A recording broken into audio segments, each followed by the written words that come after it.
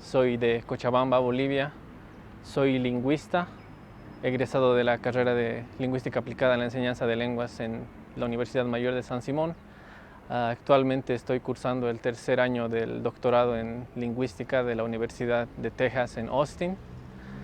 Mis intereses lingüísticos abarcan principalmente el estudio de lenguas de la familia Takana, aunque también me interesan otras lenguas de la Amazonía como el Yuki, el Movima, entre otros idiomas.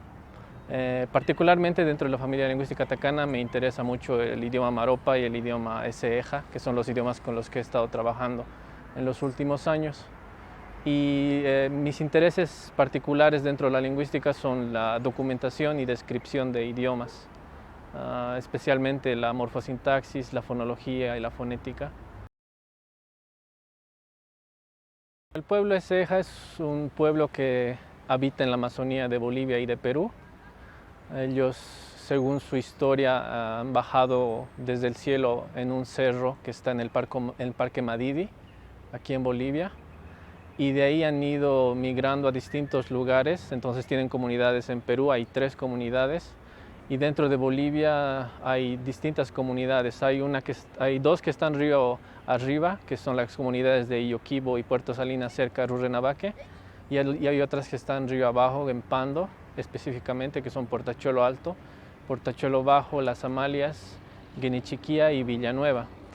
Los CCEJA siempre han buscado tener comunidades cerca de ríos o de masas de agua, porque precisamente son gente que es considerada gente del río, y su mundo gira en torno mucho alrededor de la selva, pero muy importantemente igual alrededor del río. Actualmente creemos, más de 700 individuos en Bolivia. El censo anterior decía que habían 600, alrededor de 600 hablantes, pero estimamos que ese número ha crecido en los últimos años. Entonces, como no tenemos datos muy actuales, estamos manejando el número de entre 600 a 700 personas aquí en el lado boliviano, ¿no?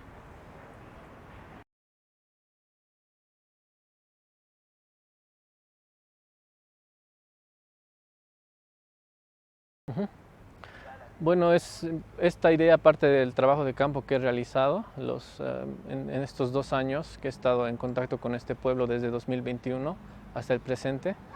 Hemos notado con Alejandro Machuqui, que es un hablante nativo del idioma Eseja, que es un investigador de su propio idioma, es lingüista igual. Hemos notado que muchos de los cuentos, de los mitos, de la tradición oral, específicamente en Bolivia, estaban muy olvidados. La gente ya no narra, los cuentos ya no se están transmitiendo, entonces mucha gente ya no sabe de los cuentos. Los jóvenes, los niños no tienen la oportunidad de escuchar los cuentos. Incluso yo, que estaba muy interesado en tal vez escucharlos, no he podido encontrar muchos sabios que conozcan estos cuentos. Pero Alejandro me decía que sí existen. ¿Por qué? Porque su abuelo y su padre le contaban estos cuentos cuando él era más joven.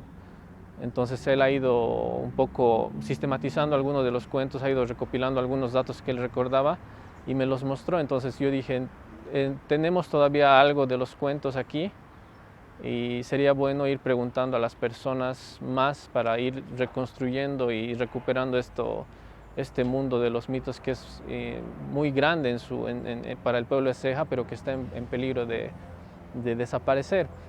Entonces lo que necesitábamos era la idea ya estaba, ¿no? Querer recuperar estos mitos, y lo hemos querido hacer a través de un libro de cuentos que, si no inmortalice, por lo menos que deje una huella de cómo son estos cuentos de manera escrita, ¿no? Y lo que planeamos es eso, no tener un libro de cuentos, pero que también sea un libro en base a grabaciones que estamos realizando con los sabios, de sus testimonios de cómo son estos cuentos. Entonces un libro que esté acompañado también de los audios que estamos recopilando. Entonces teníamos esa idea y después hemos querido conseguir financiamiento para poder llevar a cabo este proyecto. Es así que hemos aplicado al financiamiento del Endangered Language Fund, o el ELF o el ELF, y han aceptado nuestro proyecto para que hagamos recopilación de toda la información que necesitamos, sistematizar todo esto, hacer dibujos y tener el libro impreso. Y al final queremos presentar eso a la comunidad y que la comunidad vaya reencontrándose con esta tradición oral que están perdiendo.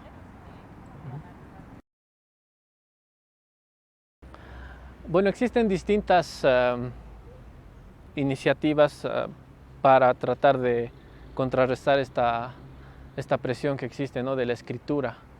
Vemos que el español es escrito, entonces también queremos que los idiomas de Bolivia sean escritos. Sin embargo, no hay muchos individuos que lo hagan activamente, porque precisamente creen que escribir los idiomas nativos de Bolivia tal vez no es tan relevante como escribir español. Sin embargo, en la comunidad de Ceja existen individuos que sí lo hacen. Por ejemplo, Alejandro, ¿no?, como mencionaba, él ha hecho un diccionario. Si bien es bilingüe, sustancialmente tiene una gran cantidad de idioma de Ceja. Tiene más de 2.800 palabras, que es un número muy elevado para un idioma amazónico. Generalmente hay como 1.500 entradas en los diccionarios que conocíamos para otros idiomas. Pero su diccionario tiene mucha carga de Ceja, tiene oraciones en Ceja, las palabras, las imágenes. Entonces es un libro que se puede considerar como parte, ¿no?, de esta literatura que se está produciendo para el Ceja. Por otro lado, también existen instituciones, ¿no?, para cada idioma de Bolivia. Entonces hay el Instituto de Lengua y Cultura Ceja. Entonces también sabemos que ellos están realizando cartillas, ¿no?, tocando distintas temáticas. Están intentando hacer su currículum regionalizado. También están intentando hacer materiales de enseñanza o para difundir el idioma. Entonces hay estos intentos. Y ahora está este intento que es ya más comunitario de crear este libro de cuentos, ¿no?, que sea como un archivo de todo esto que se está perdiendo y de toda esta memoria del pueblo de Ceja. Entonces, por ahora no existe una literatura consolidada de este idioma. En sí estamos empezando a tener una literatura, pero con el tiempo lo que queremos es lograr lo que se dice, ¿no?, que tener una literatura Ceja, no solo tener libros de cuentos, sino tener materiales de enseñanza, una gramática, el diccionario, irlo sacando con distintas ediciones en el futuro. Y también algo muy interesante que se tiene en la comunidad es el calendario Ceja, que eso sí se presenta en Ceja y que es otra forma, ¿no?, de escritura, de literatura, que es mirar el tiempo de manera escrita y con números. Entonces ellos tienen distintos ciclos diferentes a los meses, ¿no? Ellos no hablan de octubre, de noviembre, de diciembre. Ellos hablan de el tiempo donde hay el agua del río empieza a subir, o el tiempo donde las tortugas ponen los huevos. Así es como conciben ellos esto, y esto se ha plasmado en calendarios que ellos manejan, ¿no? Entonces cada año estamos intentando sacar estos calendarios para que la gente también vaya, no dejando los calendarios occidentales, pero tratar de que utilicen su propio calendario, ¿no? Entonces eso yo diría que es casi todo lo que existe en literatura de Ceja en Bolivia, ¿no? En Perú ha habido otros esfuerzos, que también, por ejemplo, hay un libro de la tradición oral igual, que es bilingüe. Entonces también estamos considerando eso. Y hay también otros esfuerzos que se han realizado. Pero en Bolivia estos son los con los que estamos iniciando por ahora.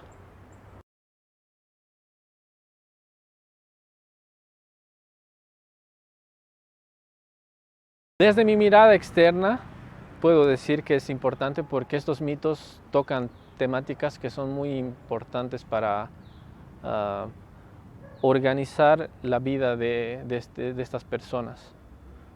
Los mitos si bien tratan de animales, buscan de alguna manera enseñar alguna moraleja en el final que dictamina cómo debe ser la vida de estos individuos o cómo es la vida de estos individuos, su interacción con la naturaleza, con los mismos animales, con sus creencias, con las deidades en las que creen. cómo viven, cómo cazan, dónde cazan, por qué lo hacen, por qué van al río, por qué el río es importante. Todo esto está eh, englobado en estos cuentos, en estos mitos. Entonces, en ese sentido, para mí es muy importante que ellos recuperen esto o que tengan presente esta cosmovisión, porque al perderse esto en los últimos años, en las últimas décadas, no solo los mitos han quedado de lado, sino que también han recibido mucha influencia de una mirada muy occidental. Entonces se han ido consumiendo ya cosas como la religión evangélica, se han ido consumiendo cosas como la televisión occidental, las noticias occidentales, el modo de vivir occidental, todo eso a lo que ellos están muy expuestos, ¿no? Entonces su esencia no se ha perdido, pero sí este componente importante que está presente en los mitos sí se está perdiendo. Y esa es mi mirada externa, ¿no? Pero al interactuar con Alejandro, con otros miembros de la comunidad, me doy cuenta que ellos también están interesados en recuperar esto, porque precisamente quieren estas iniciativas, ¿no? Había un joven que me decía, yo quiero ir al pueblo donde he nacido o de donde son mis ancestros y quiero ir a recuperar estos mitos de los que están hablando ustedes, nos dijo.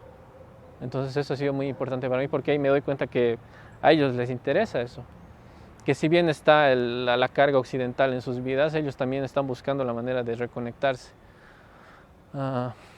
Entonces, ese es algo importante por lo que se tiene que preservar esto y además que para nosotros mismos, ¿no? Para la sociedad boliviana, esta diversidad, esta otra mirada que existe desde los pueblos de la Amazonía y específicamente desde el pueblo de Ceja, es muy importante que quede, ¿no?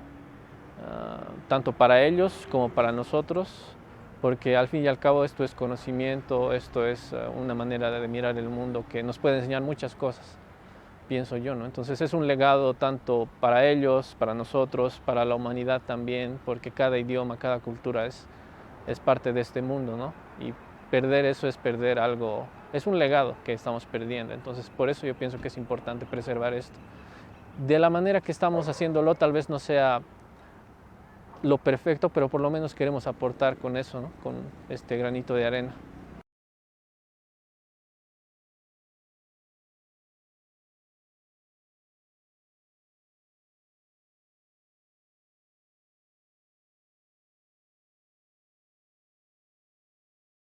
Los antropónimos son términos o palabras que etimológicamente significan nombres de humanos.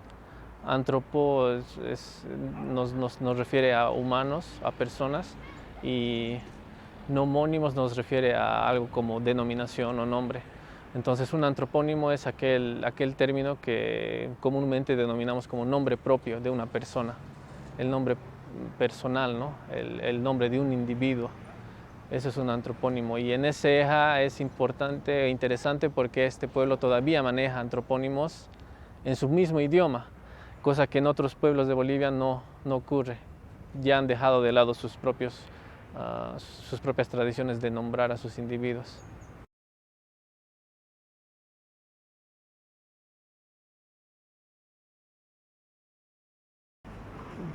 Distintas maneras en las que los nombres se dan, ¿no? en estas comunidades. Aquí en Bolivia particularmente hemos identificado que hay como cuatro maneras generales de dar nombres que los padres usan, ¿no? Se puede dar nombres de plantas o de animales que son relevantes para ellos o que sueñan. Se puede dar nombres a partir de características físicas. Se puede dar nombre igual a partir de problemas que los padres han tenido con otras personas y que les utilizan esos problemas para dar el nombre a sus hijos. Es una manera de controlar, de evitar también los insultos dentro de la sociedad. Por ejemplo, entonces, nombres de animales, hay una persona que se llama Isi Isi, que es un ave. También hay una persona que se llama Frente Pelada, por una característica física. Hay otra persona que se llama Sin Comida, porque es así como, ese es el insulto que han recibido sus padres. Entonces, estos nombres son parte de esta de esta manera de concebir los antropónimos, ¿no? La manera de dar nombres propios. Entonces es una manera que está muy ligada a su cultura, pero también está muy ligada a cómo las personas se identifican dentro de la sociedad. Porque yo al escuchar el nombre Isi Isi, si soy Eseja, voy a saber que esa persona, como se llama Isi Isi, sus padres han elegido ese nombre porque seguramente se han soñado con esta ave. O si esta persona se llama Frente Pelada, voy a saber que sus padres han puesto este nombre por una característica física. Entonces los nombres evocan cosas muy importantes del pasado o de la esencia de otros individuos dentro de tu comunidad. Entonces es muy interesante en ese aspecto de cómo los individuos van identificándose entre ellos y también a sí mismos, ¿no? Porque dicen, ¿por qué yo tengo este nombre? Entonces este nombre también les lleva a su propio pasado, a la elección que sus padres han tenido al nombrarlos de esta manera muy interesante. Entonces en ese sentido es muy importante para ellos, pero también es muy relevante para ellos porque ellos siguen usando ese sistema de nombres. A pesar de toda la influencia que existe, siguen usando estos nombres. No han dejado de lado esto. O sea, han dejado de lado muchas cosas de su cultura, como los mitos que decíamos, pero han preservado otras cosas. Entonces todavía no se entiende por qué se elige preservar unas cosas y por qué no otras. Y una de las ideas que tenemos es porque esto es muy esencial para ellos. Es una manera en la que ellos interactúan muy natural, esto de dar nombres. Porque los Eseja, a pesar que tienen sus nombres en su propio idioma, también por esta dinámica del contacto con una sociedad boliviana hispanohablante, también tienen nombres ya en español y apellidos en español, pero ellos utilizan eso para interactuar con la sociedad boliviana nomás. Cuando ellos están dentro de su espacio, ellos utilizan sus nombres. Entonces eso también es otra pauta que nos dice, para ellos es de verdad muy importante esto de los nombres propios, porque no olvidemos también que un nombre propio es la esencia, ¿no?, de un individuo. Es algo que te acompaña de por vida. Entonces, más aún para ellos que tienen este tipo de nombrar que es muy variado, muy interesante, que está muy ligado a la cultura, que está muy ligado a las interacciones sociales, creo que es demasiado crucial para ellos.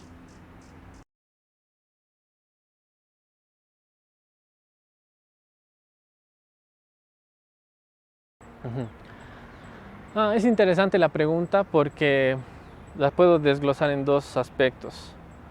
Nos ha servido la recopilación de mitos, de cuentos, porque generalmente en estos cuentos aparecen nombres de héroes o esejas del tiempo del mito. Entonces aparecen nombres como por ejemplo Jeque. Jeque, si una eseja ahora escucha ese nombre propio, Jeque, no le evoca nada, ya no significa nada. No significa un animal, no significa una planta o la característica física de alguien. Es como un nombre que ya no entienden ellos, pero que se puede saber que es un nombre propio porque es el nombre de un héroe, ¿no?, del mito. También hay el nombre Conono. Este nombre Conono nadie sabe qué significa, pero es un nombre propio. También existe el nombre Pachichone. Entonces hay individuos dentro de los mitos que tienen nombres propios, pero que no son nombres que caben dentro de esta dinámica de los nombres propios actuales de Eseja. Entonces lo que se cree es que antes, en el tiempo donde los mitos han sido narrados o han cobrado vida, los Eseja tenían una manera de nombrar muy diferente y también tenían material léxico muy diferente al de ahora. Entonces es por eso que ahora no se puede entender qué significan esos nombres y tampoco se puede descifrar qué significan o cómo están estructurados, porque ya no se entienden.